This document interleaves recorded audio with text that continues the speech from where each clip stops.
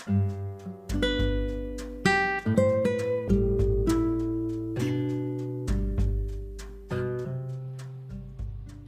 ketemu lagi dengan kita dari podcast Keluarga Nandito. Selamat pagi teman-teman. Pagi. Pagi mah. Pagi Mas. Bisa olahraga kita ya. Bersih-bersih, dan hari ini adalah hari yang spesial. Iya. Hari ini Oji 11 tahun. Iya, hari ini genap 11 tahun dan kita bersyukur sampai hari ini Oji diberi kesehatan, terus tetap jadi anak yang ceria. Ya, mudah-mudahan.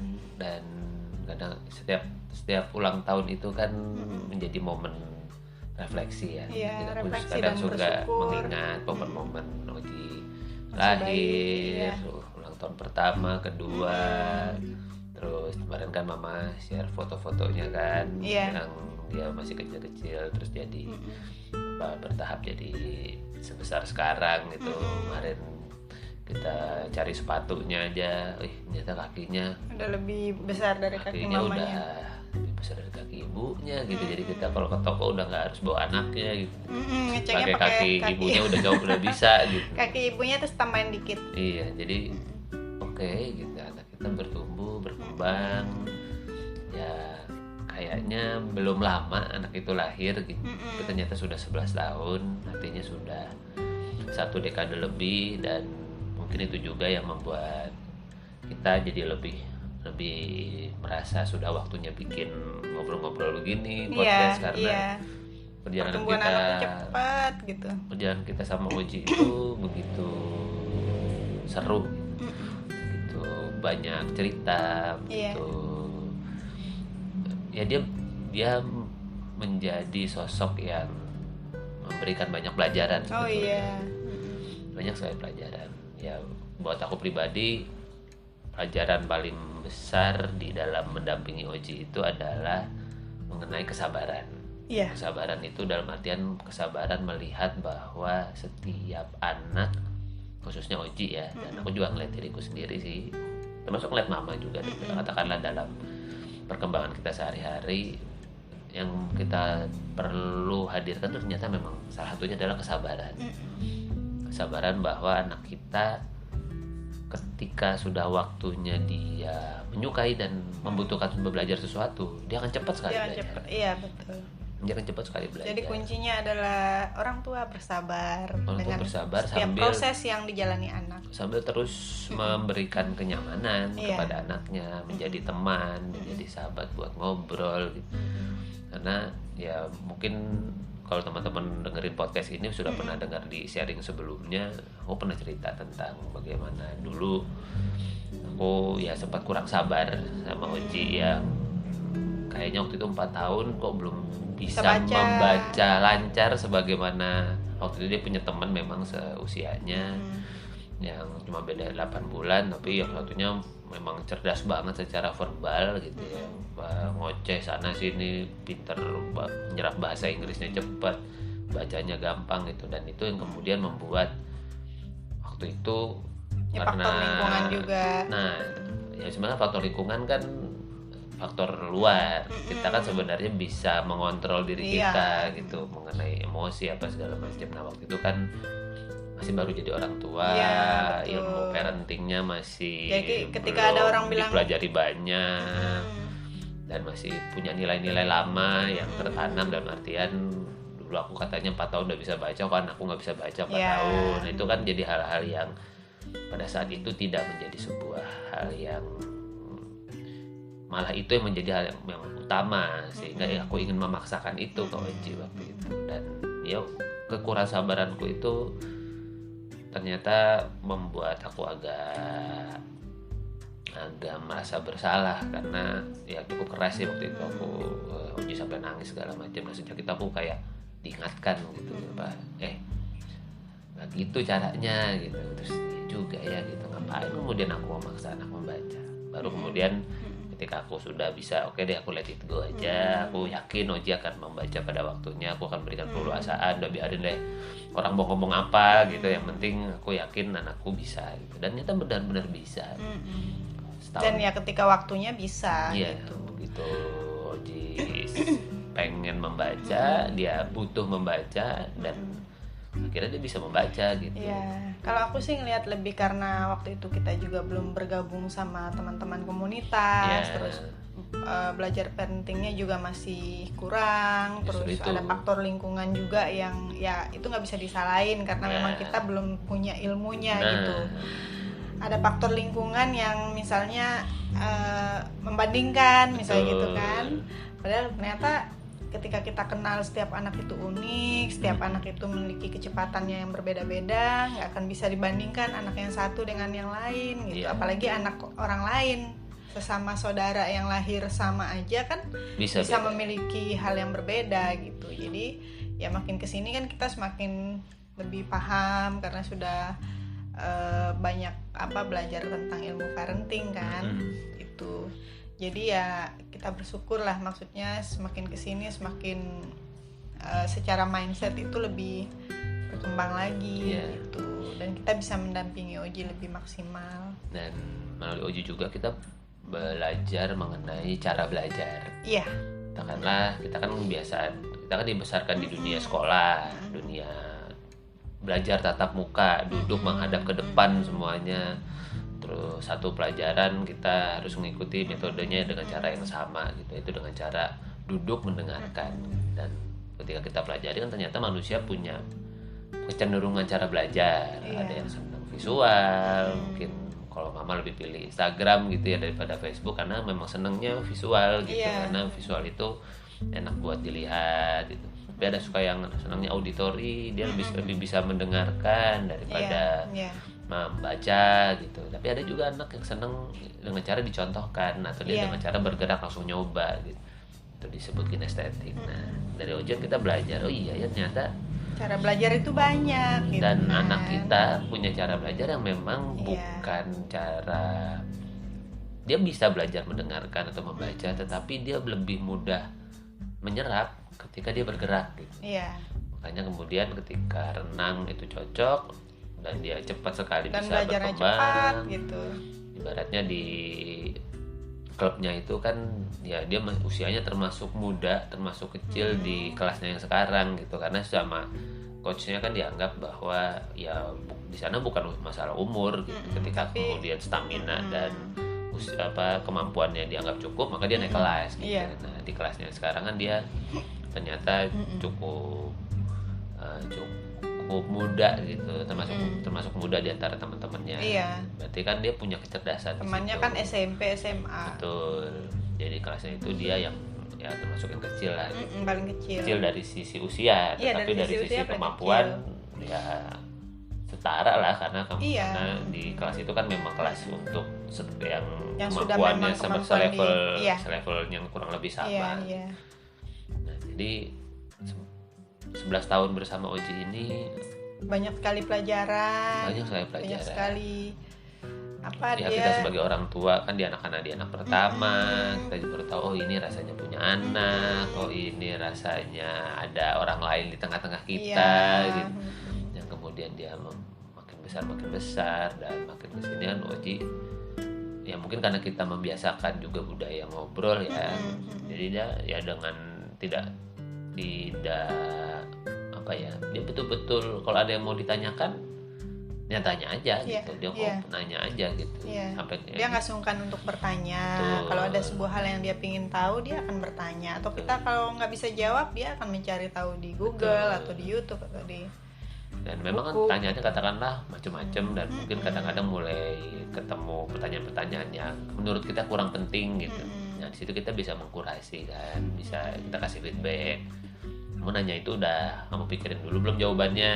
Jangan cuma nanya doang nanti Hayya jawab, Hayya tanya lagi, atau nanti suatu hari ntar bakal ditanya lagi gitu. Nah seni bertanya, cara menjawab dan sebagainya ini kan menjadi hal yang sangat kita pelajari di dalam keseharian kita bersama Oji. Dia 11 tahun dan ini masuk usia mulai remaja artinya akan ada keseruan-keseruan yang yang lebih seru lagi.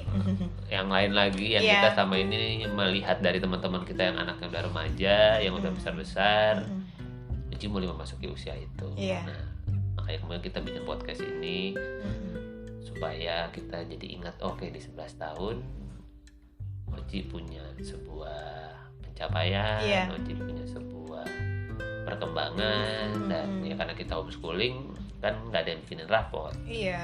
nggak ada yang bikinin feedback gitu, anak kita perlu apa. Refleksi. Ya, kita kemudian mau menuangkannya di Jadi dalam podcast ini bagian dari refleksi kita sebagai orang tua. mengenai bahwa ya kita bersyukur atas 11 tahunnya Uji. Iya. Semoga dia jadi anak yang sehat, jadi anak yang penuh empati, Iya. anak yang tidak hanya, karena kita memang homeschooling kan fokusnya salah satunya ke sikap ya, Iya. kayak gitu. Karena kita yakin ilmu gampang banget diperoleh asalkan kita bisa menjadi pribadi yang rendah hati, Iya. yang kemudian helpful, Iya, terus betul. menyenangkan pribadinya Iya. gitu, sehingga siapapun mentornya ya Hargai orang lain. senang ngajarin kita, betul. Nah, value-value itu yang ya mudah-mudahan Oji bisa menjadi sosok yang seperti itu. Iya. Karena saya lagi masa depan kita nggak pernah Oh iya. bisa juga, Nggak- kita nggak tahu ada profesi nggak apa nanti terduga, di iya. masa depan. Sekarang mungkin Oji lagi senang dengan video editing, ya itu kan kemampuan digitalnya bisa diasah di situ. Betul. Kemampuan untuk memproduksi, bikin Iya, konten, untuk kemudian mempelajari hal-hal baru, dia punya ide gimana cara menuangkannya. Nah, itu yang mudah-mudahan Iya. bisa jadi bekal Iya. yang baik buat dia. Ya gitu sih mah pagi Iya, ini. menarik sih gitu ya ngikutin perjalanan Oji ini dari kecil sampai sekarang gitu ya. Sekarang tuh ngeliat dia makin mandiri, makin lebih, dia tuh disiplin kan Iya. gitu, anaknya tuh udah punya mau itu ya dia konsisten gitu. Betul. Kalau dia udah suka sama sesuatu tuh dia Akan kejar. akan belajar, dia kejar gitu. Dan sebetulnya memang anak-anak begitu, Yanti juga begitu. Begitu Iya. dia punya ada yang ingin dia capai, nah ini pintu masuk nih buat kita kemudian menaikkan standar, Iya. misalnya naikin level disiplinnya, kerja kerasnya. Ya kayak Yanti kan dari kemarin sampai pagi ini pembahasannya setiap kita olahraga kan dia pengen bikin game. Iya, Nah, pengen bikin aplikasi kan. udah punya Oh, ide, oke. aplikasi, ya berarti kita harus, Ya, pintu dan ma- itu udah 2 hari ini bahas Nah, terus ini udah bisa gitu. jadi pintu masuk nih. Ya kita orang tua belajar untuk cari tahu gitu ya, gimana supaya bisa mensupport idenya dia. Gitu. Betul. Dan ya, bersyukur apa yang aku sih sebetulnya, aku kan punya bayangan kalau punya anak itu kalau dibolehkan itu 2, jaraknya dekat, laki perempuan gitu, terserah mana yang duluan, perempuannya dulu atau yang lakinya dulu, nggak Iya. ada masalah. Ternyata Terkabul. diperkenankan gitu. Diperkenankan. Kita punya ada Oji sama Yanti, selisihnya nggak sampai 3 tahun. Iya gitu.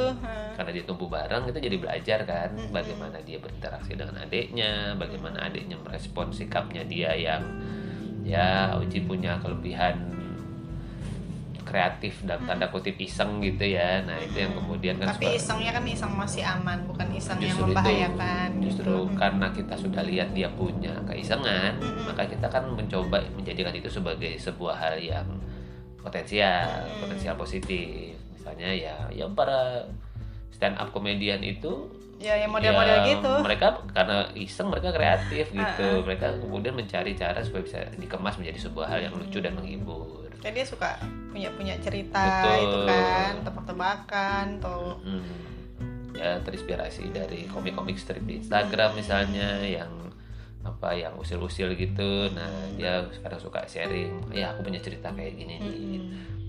Kamu udah tulis belum? Belum, ya udah tulisin. Nah, artinya mengajak dia untuk kemudian tidak hanya bisa cerita, tapi juga menuliskan gitu, supaya kemudian tuh jadi sebuah hal yang tertinggal, atau dia jadi bisa lebih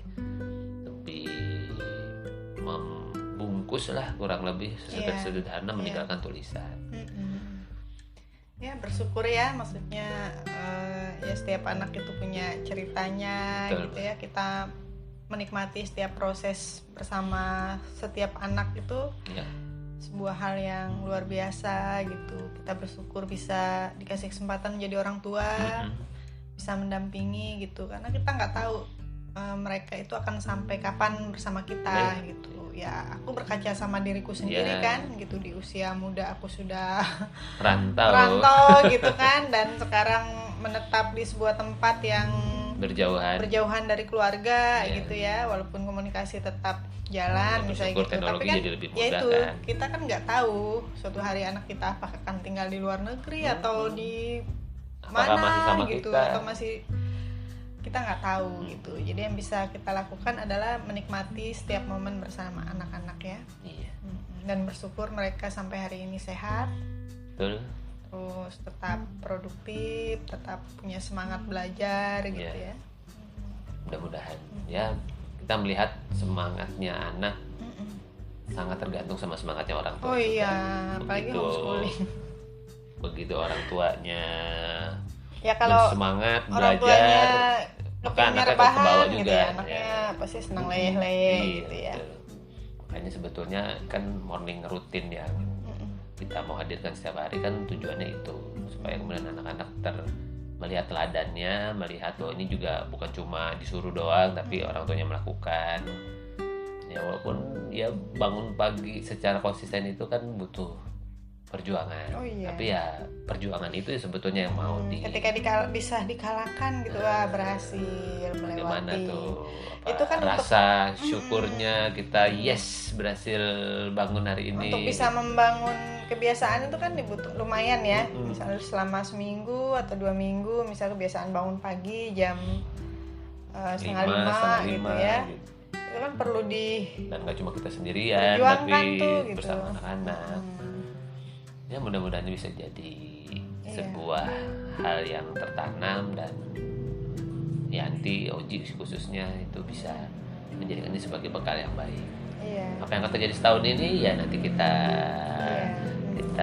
jalani prosesnya, dan semoga ini bisa menjadi sebuah catatan perjalanan yang berkesan buat kita sih sebagai orang tuanya. Karena kita bikin podcast ini buat kita, buat supaya kita bisa melihat, oh iya ya Oji ternyata memang sosok yang mandiri, dia sosok yang berbeda dengan diri kita secara kepribadian.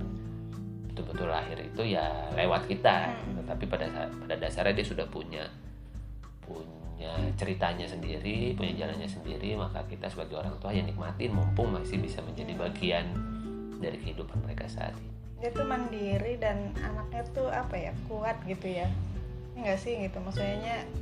Ya ternyata Oji begitu tahu kenapa dia perlu mempelajari sesuatu sederhana, masak nasi deh gitu. Kalau bukan kan kenapa kita minta dia masak nasi, kita kasih tahu gitu. Suatu hari Ji, kalau kamu tinggal berjauhan dari kami, kamu ngekos kah, kamu kontrak di rumah, atau kamu tinggal bersama sahabat-sahabatmu di asrama untuk kemudian ada mempelajari sesuatu, atau kamu jadi bagian dari tim khusus renang tingkat nasional dan sebagainya, ya kamu perlu bisa mandiri, kamu perlu tahu gimana cara masak nasi. Gitu, kamu bisa masak nasi, kamu bisa goreng telur, kamu hidup sudah gitu. Kamu sudah tahu cara ngidupin kompor, tahu cara kerjanya minyak dan mentega misalnya, udah kamu aman hidupmu gitu. Dan dia tuh lucu, sangat jaga kesehatan gitu. Kayak pagi ini kan aku bikin telur rebus aja Ji gitu ya. Jangan deh nanti Oji butuh yang, pokoknya dia tuh maunya sangat mikirin kesehatan ya. Dia tuh mie gitu tuh. Sementara adeknya doyan mie, Yanti gitu kan, sementara dia jangan sering-sering makan mie gitu. Pokoknya yang gak doyan mie gitu. Biasanya kan anak ya kita aja senang makan. Dia punya itu sih, punya. Mudah-mudahan itu bisa jadi sebuah hal yang baik, karena kan kenapa kita sharing kesehatan, karena hari-hari kita kan ngomongin itu. Kita mengingatkan pentingnya minum air putih yang cukup, pentingnya olahraga, pentingnya mengunyah makanan dengan benar misalnya gitu, dan pentingnya ya katakanlah kalau sudah usia dewasa 30-40 tahun, artinya kan butuh itu mulai menjaga asupan, Iya. bagaimana gula itu berperan di dalam tubuh kita, lemak itu bagaimana, itu kan jadi obrolan-obrolan kita sehari-hari. Iya.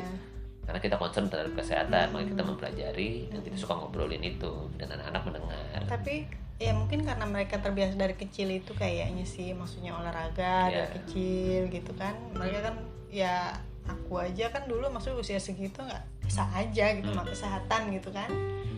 Mereka tuh bersyukur sudah kenal renang dari usia 5 tahun dua-duanya gitu. Jadi memang punya kesadaran yang lumayan tuh terhadap kesehatan kan. Dan itu juga menurutku karena orang tuanya punya visi, salah satu visi pendidikan keluarganya di situ, sehat secara fisik dan mental gitu. Dan itu kan salah satu jalannya. Ya mudah-mudahan ini bisa menjadi sebuah catatan perjalanan Oji yang bisa kita syukuri terus, bahwa hari-hari bersama dia itu cepat banget. Udah 11 tahun atau nggak terasa. Dan dulu aku ingat waktu hamil dia itu kan aku aktif ya, maksudnya sehari menjelang melahirkan aja aku masih naik motor kemana gitu. Jadi ya akunya juga kayak dulu tuh ya gitu, senang bergerak gitu. Dapat anak senang bergerak. Anaknya senang bergerak. Nah pas Yanti, hamilnya Yanti tuh aku justru lagi senang-senangnya melukis, bikin lukisan gede gitu ya, bikin lukisan gede, jadi banyak duduk gitu. Anaknya senang lukis, lahirnya senang menggambar, yang nggak tahu ya ada hubungannya apa enggak gitu, tapi ya pas hamil tuh ya begitu kondisinya gitu. Pas usia Oji tuh aku lagi senang pergi kemana gitu kan. Iya, ya semoga ini bisa jadi hal yang sekali lagi kita bisa syukuri, bahwa bersamaan kita bersama anak-anak itu sebentar, nggak lama mereka akan punya hidupnya sendiri gitu ya. Oke, gitulah mah podcast kita, ngobrol kita pagi hari ini. Sekali lagi terima kasih ya Oji sudah hadir di antara kehidupan kita, menjadi guru pertama kita ya, anak pertama, menjadi sosok yang menginspirasi, kita sebagai orang tua, memberikan pelajaran. kita banyak belajar dari dia gitu ya, dari dia bayi sampai usia sekarang ini kita belajar terus gitu. Sama-sama belajar. Kelihatannya aja orang tuanya yang duluan atau memberikan ilmu gitu, tapi sebetulnya enggak. Kita sama-sama aku belajar. banyak belajar kok dari Oji itu gitu. Dia tuh yang sering menyemangati. Oke mah. Oke. Terima kasih ya teman-teman sudah mau mendengarkan podcast ini sampai selesai. Sampai kita ketemu di podcast Keluarga Nandito yang lainnya. Bye. Dah.